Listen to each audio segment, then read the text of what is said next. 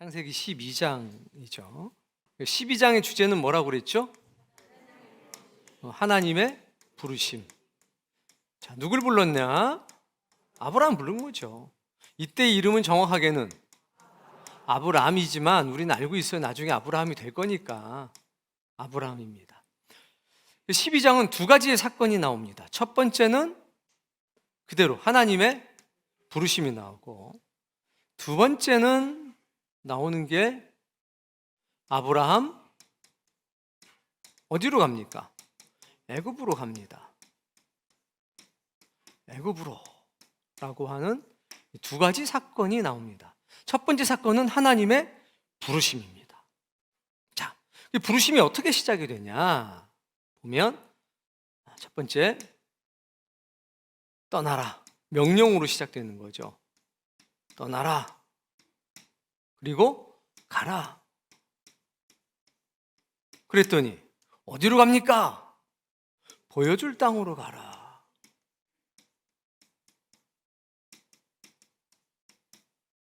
이렇게 시작이 됩니다.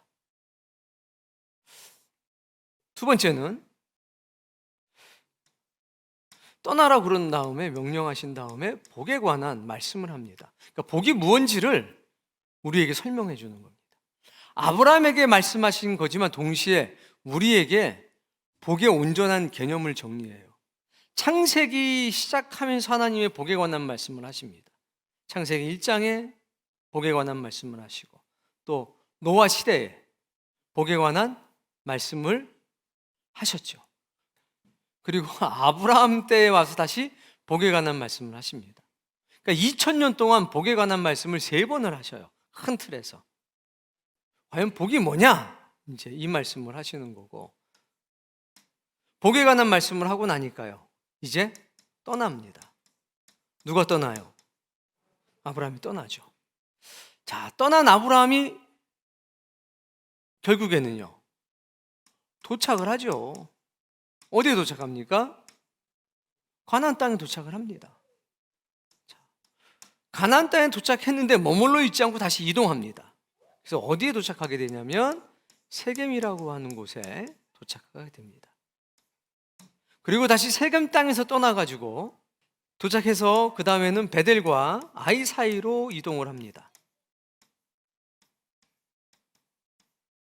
그리고 7번째 남방이라고 하는 곳으로 계속 이동을 합니다.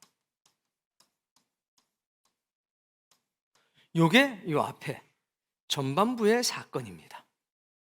자, 이제 아브라함이 어디로 가요? 애굽으로 가는 건 이제 페이지를 넘겨서 해보도록 하겠습니다. 자,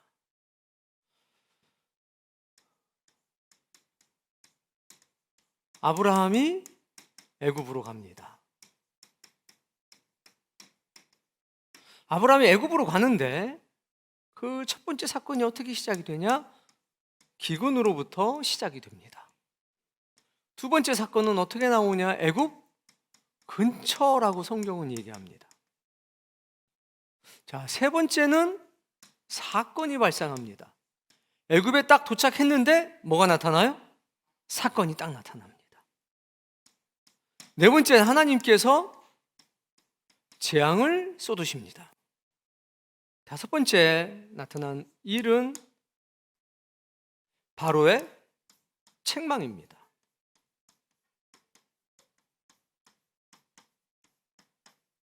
바로의 책망. 이루어서 이제 창세기 12장이 끝나게 됩니다. 앞에서부터 한번 볼까요? 자, 첫 번째 하나님이 부르심, 그 속에 뭐가 등장했습니까? 떠나라, 가라, 보여줄 땅으로. 자, 1절 말씀부터 이제 있습니다. 아브라함에게 이르시되 너는 너의 고향과 친척과 아비의 집을 떠나. 자, 뭘 하라? 떠나라. 그 다음에는 내가 내게 보여줄 땅으로 가라. 가라. 그러니까 어디로 갑니까? 보여줄 땅으로 가라. 근데 먼저 떠나라고 말씀하시는 겁니다. 이 순서를 잘 기억하셔야 됩니다. 가라고 하는 명령은 떠난 사람에게만 주어지는 거지, 그 땅을 떠나지 않으면 가라라고 하는 명령은 닿질 않고, 떠나질 않으면 보여줄 땅이라고 하는 것이 존재하지를 않습니다. 이 보여줄 땅은 떠나지 않으면 결코 볼 수 없기 때문에 하나님은 먼저 떠나라고 하는 겁니다. 보여주면 떠나는 게 아니라 떠나면 비로소 보이는 땅이 있다는 겁니다. 그걸 여러분은 기억하셔야 됩니다. 이게 신앙에 있어서 가장 중요한 겁니다. 보여주면 뭘 하겠다, 응답받으면 하겠다, 아니요. 먼저 떠나야 되고 먼저 버려야 됩니다. 그때 하나님께서 보여줄 것이 보이기 시작하고 들릴 것이 비로소 들리기 시작하는 겁니다. 또 어딜 떠나는가 봤더니 고향, 친척, 아버지 집을 떠나라. 네가 익숙한 것을 떠나라. 여기 앉아있는 여러분 다 마찬가지입니다. 사람은 전부 다 익숙한 것으로부터 안주하려고 하는 성향이 있습니다. 그런데 그런 성향이 강하면 강할수록 믿음은 자라지 않습니다. 자꾸 어색한 것, 낯선 것에 도전해야 됩니다. 나이 드는 거 익숙해요?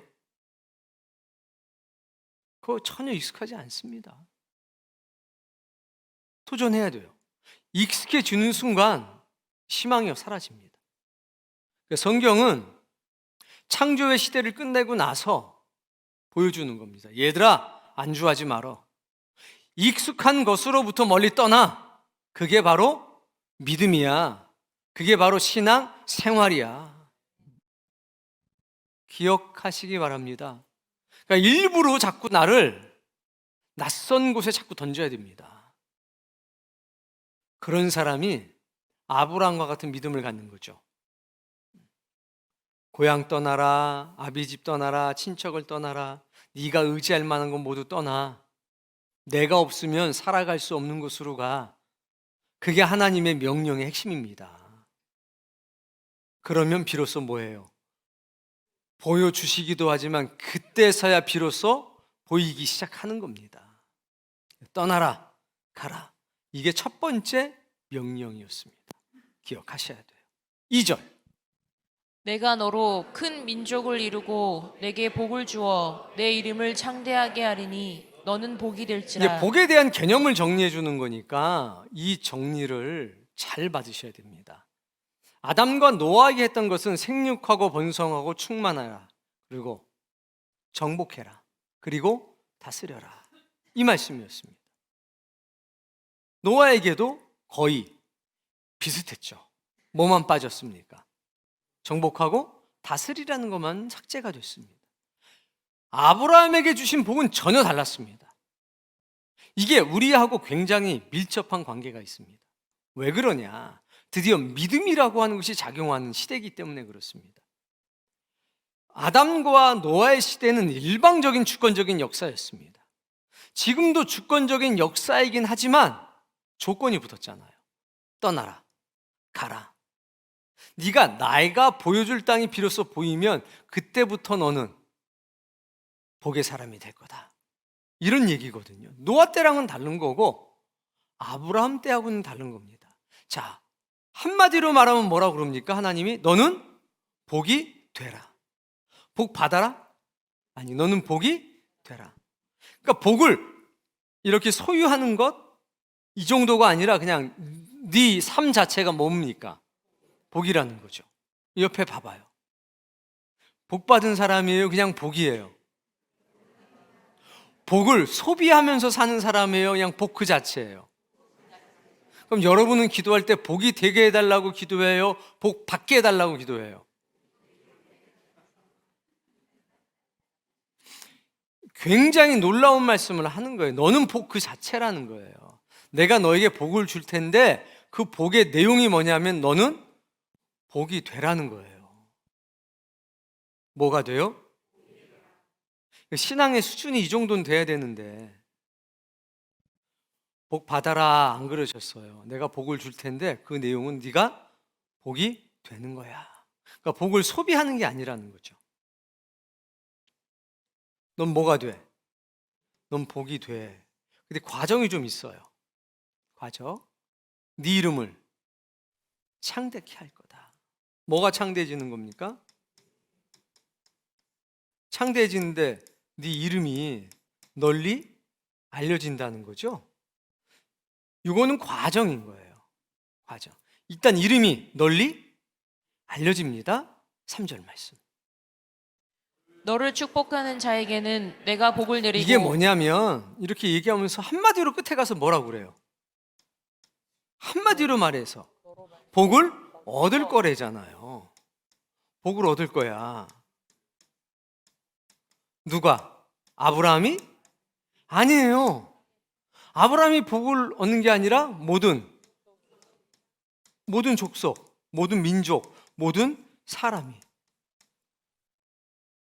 복을 얻을 거야. 모든 사람들이. 어떻게? 너를 통해서. 네가 누군데? 이름이 창대해진 너. 복이 된 너를 통해서 모든 민족이 복을 얻을 거야. 즉, 복은 뭐냐면 받는 게 아니라 나눠주는 겁니다. 아브라함아, 너는 복이야. 그 자체야. 그래요? 복이 뭡니까? 네가 복을 나눠주는 거예요. 너한테 있는 복이 너를 통해서 누군가에게, 모든 사람에게 전달되는 게 그게 복이야.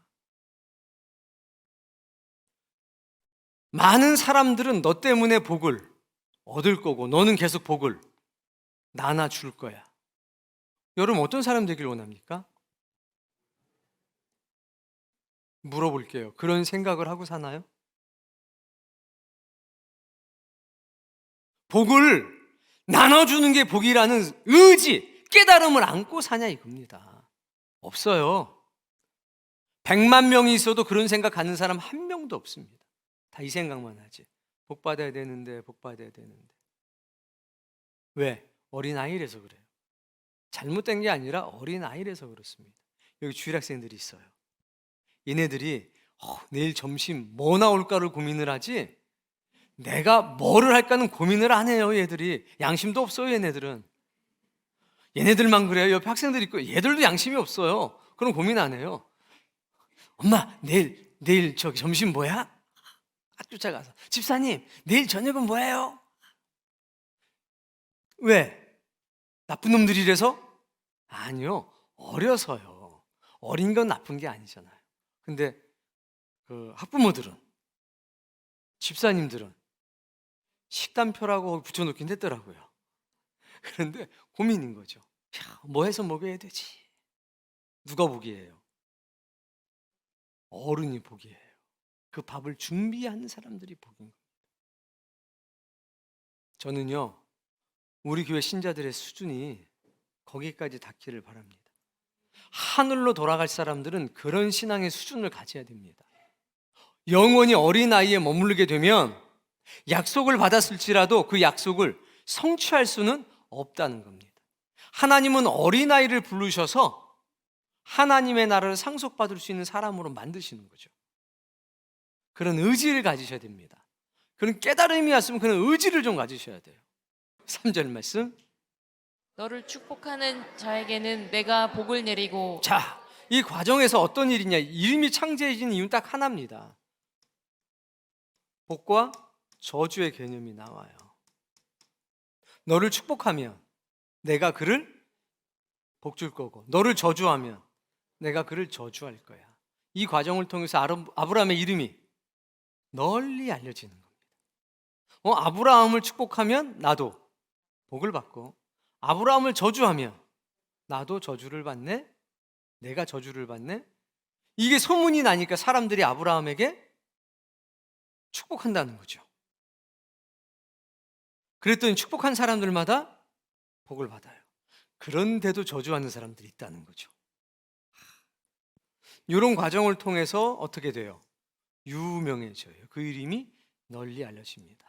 오늘 우리가 그런 은혜를 누리고 살아야 합니다. 자, 4절.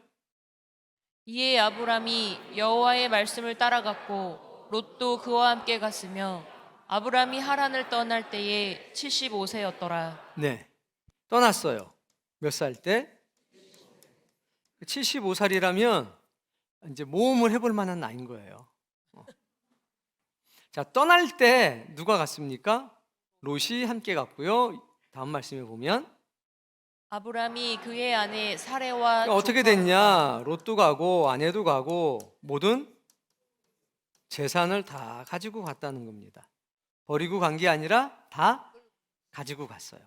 가지고 가다가 어떻게 됐습니까? 이제 도착을 했어요. 어디에? 가나안에 도착을 했습니다. 가나안 땅에 딱 가려고 떠나서 마침내 가나안 땅에 들어갔다 딱 되어 있습니다. 이 모든 걸 가지고 도착을 했습니다. 자, 가만히 생각해 보십시오. 중요한 문제가 다시 등장합니다. 어떻게 하란에서 가나안까지 한 800km 정도 되는데 어떻게 갔죠? 몰라요. 어떤 어려움이 있었죠? 몰라요. 성경은 뭐라 그러냐? 가려고 하더니 결국에는 갔다 하고 딱 끝났어요. 뭐가 없습니까? 설명이 없어요. 설명이 없다는 얘기는 뭘까요? 상관없다는 겁니다. 잘못 오해하면 가나안 땅 가는 것이 목적이다라고 생각하는데 하나님은 아닌 겁니다. 가나안 땅 가는 게 목적이 아니라 가나안 땅 가면 그때부터 비로소 시작이야, 끝이 아니라 이 말씀 하시는 거예요. 많은 신자들이 가장 많이 오해하는 게 바로 이 지점입니다. 교회 나오는 거는 끝이 아니라 시작입니다. 하나님을 만난 건, 예수님을 믿기 시작하는 건 끝이 아니라 시작인데 많은 신자들은 끝이다 라고 얘기해요. 나 이제 믿었으니까 구원 받았어. 가나안 땅 갔으니까 끝인가요? 보여줄 땅으로 가라. 뭐가 남았습니까? 복이 되는 과정이 남아있잖아요. 이건 가나안 땅 도착할 때까지의 과정이 아니라 가나안 땅에 도착해서부터 이제 이 약속, 복이 된다는 그 약속을 뭐하는? 성취하는 과정이 시작되는 겁니다. 교회에 온 것은 끝이 아니라 이제 시작입니다. 예수님을 믿는 것은 끝이 아니라 이제 시작입니다. 뭐의 시작? 약속을 성취하는 그 시작. 끝이 아니라는 겁니다. 근데 많은 사람들이 교회 다녔으니까, 나왔으니까, 예수님 믿었으니까 끝이다라고 생각해요. 이제 뭐 구원 다 받겠지. 아니요. 그 상태로는 구원을 못 받습니다. 구원받을 자격이 있는 거지. 이제 하나님께서 성령님을 통해 특별한 과정을 두는데 아브라함도 여러 과정을 거쳐서 결국 약속을 성취할 수 있는 사람이 되지 않습니까? 내가 하고자 있는 일을 어떻게 너에게 숨기겠니? 이런 말씀도 있고, 너는 나의 벗이다, 이런 말씀도 있고, 너는 믿음의 조상이다, 이런 말씀도 있고, 그 말씀을 얻기까지 얼마나 많은 기다림이 필요했냐는 겁니다. 오늘 우리도 그 위대하고 놀라운 도전을 하셔야 됩니다. 교회에 출석한 건 끝, 시작. 예수님을 믿기 시작한 건 끝, 비로소 시작. 뭐에 대한 시작? 약속을 성취하기 위한. 들어갈 때 딱 복이 된 게 아니잖아요. 그 약속을 이제 비로소 가나안 땅에서부터 시작되는 겁니다. 그러니까 교회에서 그 역사가 있는 겁니다. 세상에서 교회까지 왔습니다. 세상 속에 있지만 교회는 하나님이 통치하시는 곳입니다. 여기서 우리는 하늘로 돌아갈 수 있는 권리를 누리는 겁니다. 얻게 되는 겁니다. 그 과정은 드라마틱하죠. 거기에 기쁨과 즐거움과 시열과 절망과 좌절이 막 섞여 있죠. 그 섞임 속에서 하나님의 능력이 나타나고 하나님의 은혜가 나타나고 성령님의 역사하심이 나타나는 것 아닙니까? 그게 신자를 신자 되게 하는 겁니다. 6절 말씀. 아브람이 그 땅을 아브라함이 이 땅을 뭐 했어요? 지나서. 처음 시작이 어디라고는 안 나와요. 근데 어쨌든 지나서 계속 내려가는 겁니다. 어디에 도착합니까? 세겜 땅에 도착하는데 거기 보니까 모래, 상수리 나무, 예언자란 뜻이죠. 모래는요, 상수리 나무,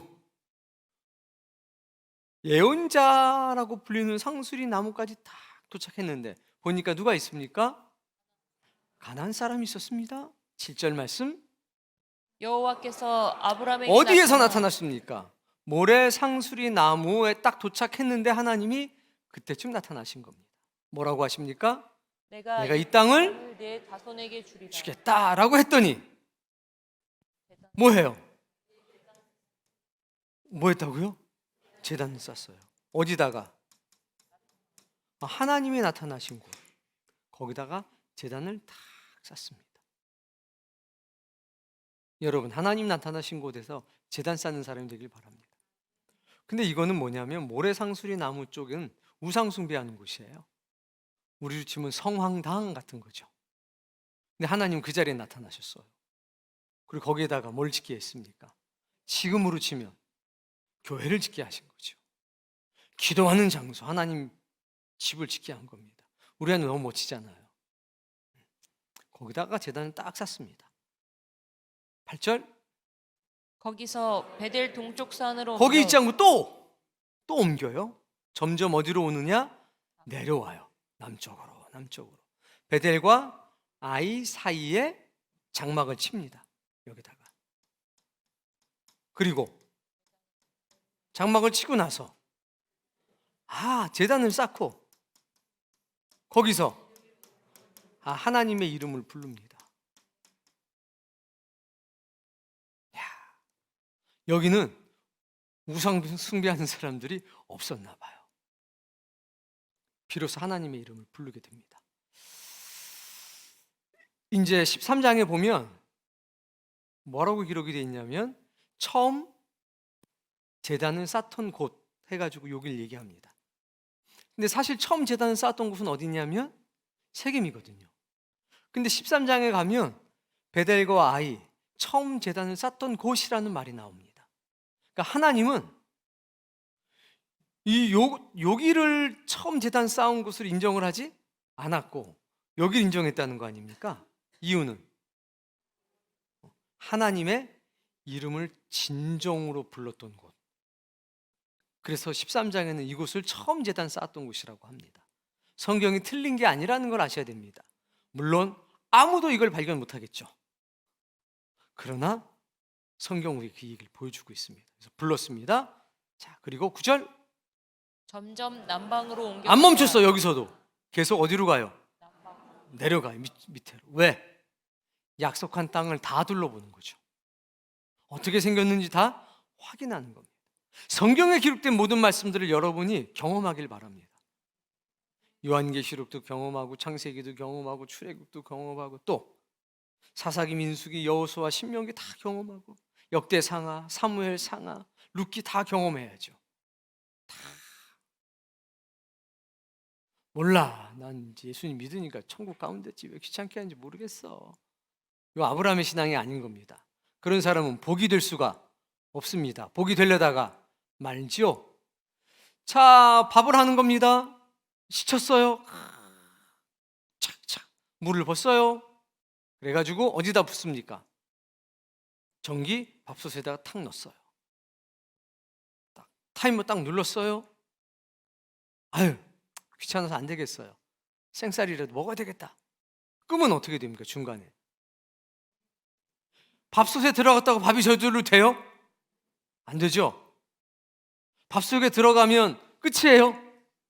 시작이죠? 똑같아요. 그걸 다 그 과정을 못 견뎌내면 3층 밥, 설익은 밥이 될 겁니다. 우리 마찬가지라는 사실을 꼭 기억하십시다. 모든 말씀을 다 경험할 수 있는 사람이 되길 바랍니다. 그런 소망을 가져서 점점 어디로? 남방으로. 즉 약속의 땅 이곳저곳을 다 밟아보겠다. 내가 모든 하나님의 말씀을 경험해 봐야 되겠다. 이런 열망과 열정을 갖기를 바랍니다. 자, 이제 아브라함이 어디로 갑니까? 애굽으로 가는 사건이 나옵니다. 자, 10절. 그 땅에 기근이 들었으므로 근데 가자마자 뭐가? 기근, 가뭄이 들었다는 겁니다. 읽어봅시다. 아브라함이 애굽에 거류하려고 그리로 내려갔으니 이는 그 땅에 기근이 심하였음이라. 자, 기근이 내려왔는데 어디로 가려고 합니까? 애굽 가려고 해요. 우리가 아는 것처럼 하나님께 물어봅니까? 없습니다. 왜 갑니까? 이게 세상의 관습입니다. 이게 상식입니다. 그 동네 사람, 그 지역 사람들 전부 다 그렇게 말하는 겁니다. 여기에 가뭄이 들면, 기근이 들면 우리는 일단 애굽으로 피신한다. 거기는 비 내리지 않아도 살아갈 수 있는 곳이다. 비 오지 않아도 항상 물이 흐르고 있으니까 가뭄이 끝날 때까지 우리는 그곳에 가 있다가 가뭄이 끝나면 다시 되돌아온다. 가자 하니까 아브라함이 그 관습을 따라간 겁니다. 제 생각에는 이렇습니다. 여보, 나와봐. 밥 사줄 테니까. 좋은 데 갈 테니까 나와봐. 나왔어요. 어디 좋은 데 가나 그랬더니 꽃돼지 분식집으로 간 거야. 여기에 내 30년 추억이 담겨 있어. 어때요? 표정이 벌써 안 좋은데요? 내가 기대했는데, 여보 생일이라며, 뭐 애인 생일이라며, 내 좋은 선물 줄게. 나와봐. 갔어. 갔더니 종이로 반지 만들어가지고 내가 이거 이틀 동안 만든 거니까 좀 껴봐. 그러면 어때요? 무슨 얘기일까요? 너 복이 되라. 하란 땅 그 살기 좋은 곳에서 버리고 내려왔더니 뭘 만났습니까? 기분이 좋아요, 안 좋아요? 실망한 거라. 누구한테? 하나님한테. 그래서 삐졌어. 그래서 안 물어본 거야. 삐져서. 아니 그 첫 해인데, 첫 해에는 그래도 좀 비도 오고 좀 살만하게 해주셔야지. 지금 롯 데리고 아내 데리고 다들 데리고 왔는데 점점 비가 안 와. 그러더니 종당에는 가야 된대. 애굽으로. 사람들이, 동네 사람 다 그러는 거예요. 여기다 죽어요. 이게 뭐 이렇게 한번 비 안 오면요 1년은 끄떡없고 3년씩도 비 안 와요. 빨리 애굽으로 가요. 안 그러면 나 죽어요. 처음 갔는데 거기를 롯이 뭐라고 그럽니까? 죽는다는데? 아이 죽는다는데? 삼촌? 사라는요? 또 여자들도 귀가 얇잖아. 우물가에만 모이면 뭐 그냥 난리도 아니야. 그래서 삐진 것 같아, 제 생각엔. 그래서 안 물어봤어. 실망해서. 삐져서 간 거지. 어디로? 제 생각엔 그래요. 뭐 여러분의 생각은 다를 수도 있고, 실제로 어떠한지는 이제 천국 가서 여쭤봐야 되겠죠. 그런데 제 생각엔 그래요. 저같이 생각한 사람이 혹시 있나요? 답을 물어볼 건데 그랬네. 자, 11절. 그가 애굽에 가까이 이르렀을 때 떠났는데 이제 애굽 근처까지 왔어요. 왔는데 뭐라고 그러냐? 너는 이뻐 그래요. 12절. 애굽 사람이 그들을 볼 때에 이르기를 이는 그의 아내라 하여 나는 죽이고 그대는 살리리니. 그러니까 여자한테 무슨 얘기하려면 꼭 이 얘기라고 해야 돼. 너 이뻐요. 이렇게 얘기를 해야 돼요. 기분 좋게 해주고 나서 나 좀 도와줘 이런 거잖아요. 너 너무 이뻐. 너 너무 사랑스러워. 나 좀 도와줘. 근데 이렇게 얘기를 한 거예요. 네가 너무 이뻐서 너 때문에 나를 죽일 것 같아 라고 얘기를 했어요. 그랬더니 사라가 아유 나 이쁜 건 어떻게 알아가지고 아이고 내가 생각해도 그래 이렇게 된 거예요. 13절. 원하건대 그대는 나의 누이라 하라. 그러면 내가 그대로 말미암아 안전하고 내 무슨 목숨이 얘기냐? 너 때문에 내가 살 것 같아 이렇게 얘기한 거예요. 말 너무 잘하죠. 이런 남자를 얻기를 바랍니다. 말을 잘해. 마음 안 상하게. 참 지혜로워요. 어떤 기준으로? 세상의 기준으로. 믿음의 관점에서는 아직까지는 아니죠. 그거 봐요. 아브라함도 아직까지 아니야. 만들어지는 겁니다. 하나님의 부르심 속에서 만들어지는 겁니다. 자, 14절. 아브람이 애굽에 이르렀을 때에 드디어 도착해요. 애굽에 딱 도착합니다. 애굽 근처에서 참 대단한 사건이 이미 있었던 거예요. 자, 이제 사건이 발생합니다. 애굽 사람들이 사라가 얼마나 예쁜지를 알았어요. 사라의 나이는 몇 살 정도 된 겁니까? 9살 어리니까. 계산하기 힘드니까 그냥 10살이라고 치면 65세. 65세 되신 분들은 밤길을 조심하셔야 됩니다. 아직까지 여러분의 미모가 안 죽었어요. 이 미모가 언제까지 안 죽냐? 90살까지 안 죽습니다. 야, 90 이하의 여자분들은 밤길을 조심하시기를. 그리고 외간 남자들을 조심하시기 바랍니다. 여러분 정도의 미모면 90이 돼도 왕이 탐낼 정도의 미모를 계속 소유할 수 있는 거죠. 네. 사건이 발생해요. 15절. 바로의 국왕들도 그를 보고 바로 앞에서 칭찬함으로 그 여인을 바로의 궁으로 이끌어들인지라. 아니, 애굽에서 살아도 좀 한적한 곳에서 살지 꼭 어디 살아요? 궁궐 근처에 사는 거야. 왜? 왜 시골에 안 살고 도시 근처에 살아요? 백화점 근처에. 남자가 살자고 그래, 여자가 살자고 그래요. 그런 거야. 내가 볼 땐 그래. 내가 볼 땐 사라가 거기 가서 살자고 그랬지 아브라함이 거기 살 것 같지는 않아요. 그냥 얼마나 예쁜지 신하들이 봤어. 신하들이 가서 왕한테 왕이시여 난리 났습니다. 우리 지금 이 도시에 불세출의 미인이 나타났습니다. 얘기를 한 거예요. 그 왕이 가서 보더니 이야 진짜 대단하다. 어떻게 세상에 저런 미인이 있냐. 막 난리가 난 거죠. 어디까지 데리고 들어가요? 궁으로. 다 통과가 된 거예요. 알아봤더니 뭐 결혼했냐 니네? 그랬더니 아니요 우리는 뭐예요? 남매예요. 그래? 16절. 이에 바로가 그로 말미암아 아브람을 양손, 후대함으로 오비, 암순아기, 낙타를 얻었다. 선물로 준 거죠. 결혼 지참금 준 거예요 그냥. 떼부자 됐네. 세상은 넓고 여자는 많다? 그건가요? 아니면 지금 아브라함은 지금 심정이 어떻게 되는 겁니까? 전혀 예상치 못한 상황에 부딪히게 됐습니다. 사라가 어디로 갑니까? 궁으로 바로한테 들어가 버려요. 엄청난 재산을 얻었습니다. 조카 롯은 뭐라 그럴까요? 삼촌, 야, 팔자 고쳤다 우리 이제. 이랬을까요? 삼촌 우리 이제 큰일 났다 이제. 이거 어떻게 하면 좋냐? 롯이 그랬을까요? 굉장히 곤란해졌습니다. 예상하지 못했던 상황입니다. 자, 목숨을 지키려고 했는데 지켰어요? 못 지켰어요? 지켰어요. 목숨은 지켰는데 뭘 잃어버렸어요? 사랑을 잃어버렸어요.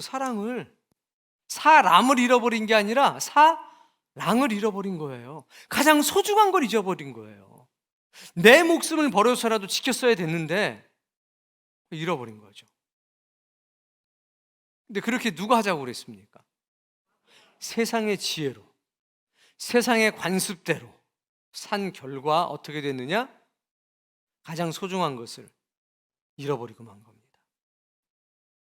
인생 최대의 위기가 닥쳤습니다. 17절.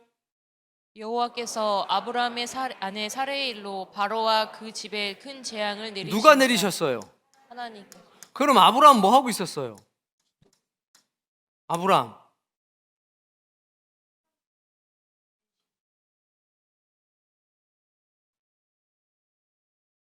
아무것도 못하고 깊은 절망, 좌절에 그냥 빠져 있는 거예요. 내가 이러려고 여기 왔나? 차라리 가나안 땅에 그냥 있었으면 힘들었어도 이런 일은 없었을 텐데.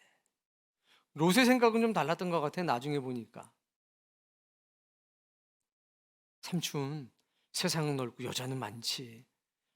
시간 지나가면 다 잊어버려. 그리고 뭐 외숙모도 잘 됐지 뭐. 어떻게 된 거야?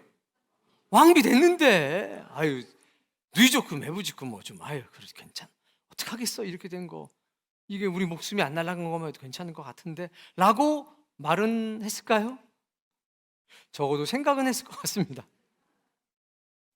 달라요. 근데 아브라함은 절망과 무력감에 빠져 있습니다. 그때 누가 일하셨습니까? 하나님이. 요구했습니까? 왜 요구 안 했습니까? 아브라함이 하나님 좀 도와주세요 이 얘기 왜 못했을까요? 면목이 없지. 왜? 삐져서 왔거든. 잔대가리 굴리면서, 아이고 죄송합니다, 잔머리 굴리면서 왔거든. 여기 잔머리 잘 돌아가는 사람 손 들어봐요. 조심하셔야 됩니다. 잔머리 굴리다가 이렇게 될 수가 있어요. 기도도 못한 거예요. 도와달라고. 면목이 없어서. 하나님의 부르심에는 후회하심이 없네. 그 하나님 역사하신 거, 하나님 일하신 겁니다. 그러니까 아브라함은 그 찬송가 지금 부르고 있을걸요. 내가 이 자리에 선 것도 다 하나님의 은혜예요. 주님의 은혜라고 얘기하는 겁니다. 하나님이 역사하셨어요. 근데 내용이 안 나와. 근데 즉각적인 반응이 옵니다. 큰 재앙을 내리시니까 18절 바로가 아브람을 불러서 이르되 내가 어찌하여 나에게 이렇게 행하였느냐. 바로가 책망을 해요. 아브라함 불러다가 야, 네 와이프한테 다 들었어. 부부 사이라며 어찌해서 나한테 이렇게 했니? 왜 네 아내라고 얘기 안 했어? 아내라고 했으면 죽이려고 그랬으면서. 이렇게 얘기를 합니다. 19절 내가 어찌 그를 누이라 하여 내가 그를 데려다가 너 때문에 죽을 뻔했잖아 이거죠. 너 때문에 내가 하나님 죽을 뻔했어. 아주 그냥 이거 갈아먹어도 시원찮은데 그냥 하나님 뭐라 그래서 그러지도 못하고 네 아내가 여기 있으니까 데려가라. 데려가. 야, 손 하나 안 댔어. 데려가. 이렇게 된 거죠.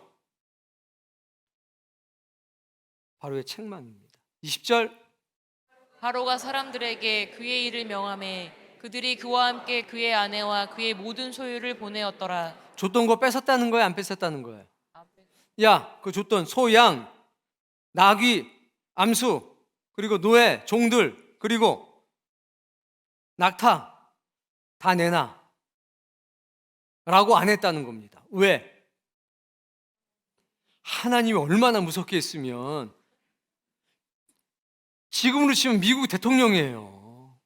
미국 대통령보다 더 강력한 권한이 있는 거잖아요.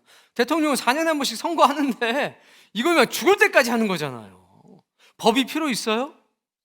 그냥 바로 왕 말이 법인데. 근데 얼마나 하나님 무섭게 하셨는지 달라는 소리도 못하고 뜯긴 거잖아요. 그냥 사기당해가지고 부부 사기 도박단에 걸린 거예요. 그냥 누구까지 짠 것 같아요? 하나님까지 한편이 돼서 저 몰랐어요. 모르나 하나 똑같은 거야. 그냥 결론.